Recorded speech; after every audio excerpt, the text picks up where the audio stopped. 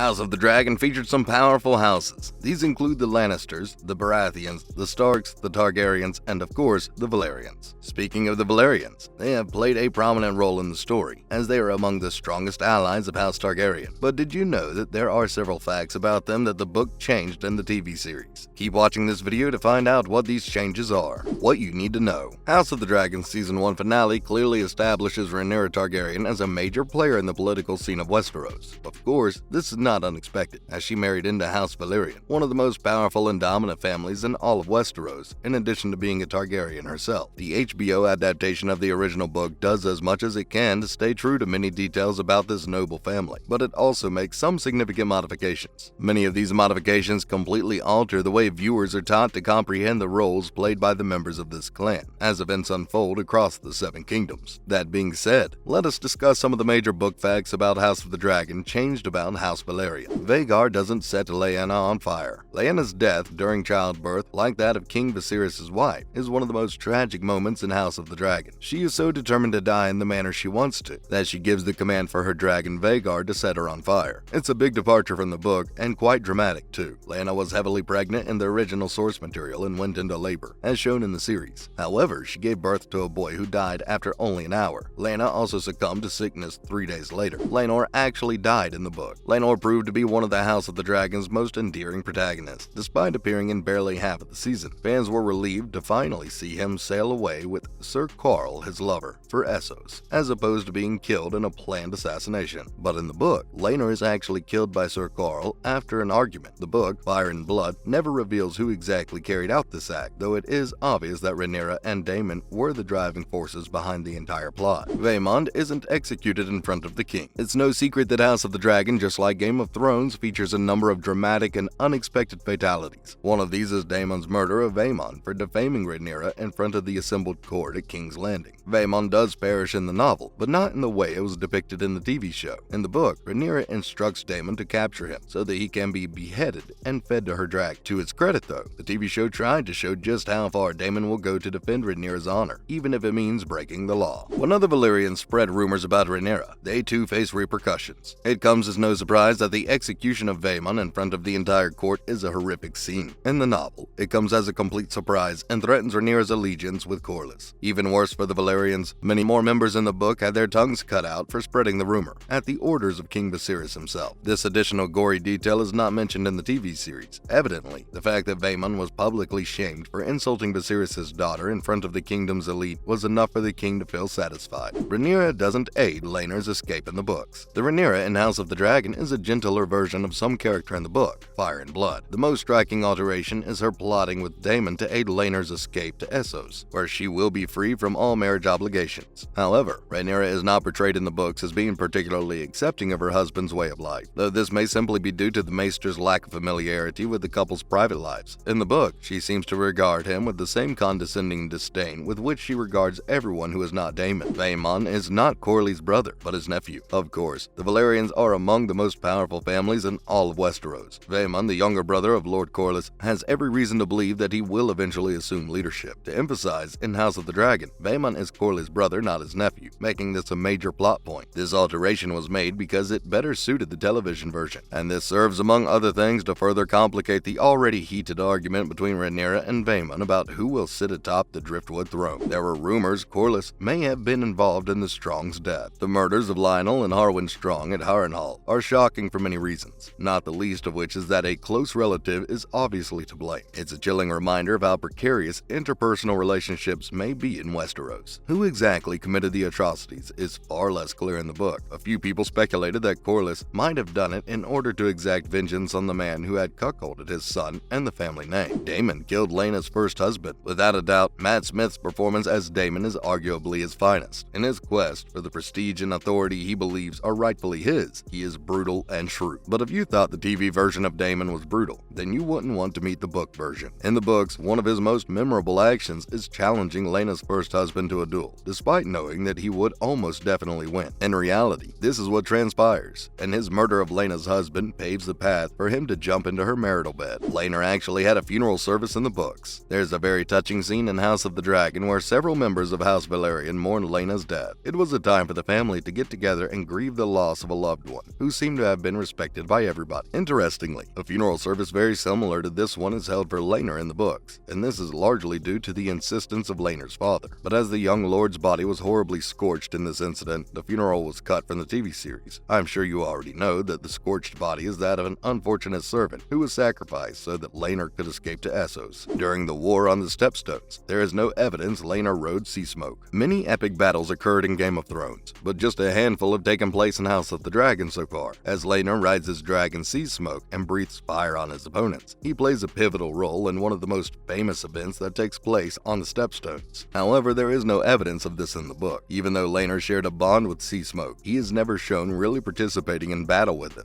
but being part of his mother's Targaryen family, Rhaenyra has a vested interest in proving that he is as capable a dragon rider as anybody else. House of the Dragon showrunner explains why the Velaryons are black. A more diversified cast is just one manner in which House of the Dragon differs from the original Game of Thrones series. Fans will recall the GOT featured a predominantly white cast. Ryan Condal, co-creator and showrunner of House of the Dragon, discovered a clever method to introduce a more diverse cast to Westeros while remaining faithful to George R.R. Martin's books. In an interview with The Grill, Condal explained why diversifying House of the Dragon wasn't as easy as many fans have assumed it to be. Condal said, and I quote, "It's the year 2022, and television has come a long way since the days of old. Our viewers come from all over the world and speak many languages." He further stated that a more nuanced conversation, in my opinion, could be had if this were a work of historical fiction, but I think just because we're in a fantasy world where dragons and shapeshifters and direwolves exist, it's acceptable to assume that the characters aren't all white. So, why the Velaryons and not another house? Condal claims that something Martin once remarked about the Velaryon family is the foundation for why they were the ideal candidates to make black. The showrunner elaborated, why we went to the Velaryons in particular was because that felt like the most unique house in the show, and it felt like these were people from a lost continent that we don't really know that much about. We know that all of them have white hair, and that some of them have a thing for dragons, and according to the quotes from the novels and the show, they are considered to be more like gods than humans. So guys, what changes in the Velaryon story do you like in the TV series, and which ones do you wish were left alone? Kindly tell us in the comment section. I hope you enjoyed watching this video, and if you did, a like and a share would be nice. Don't forget to subscribe to our channel and smash the notification button so you can keep getting more interesting content like this.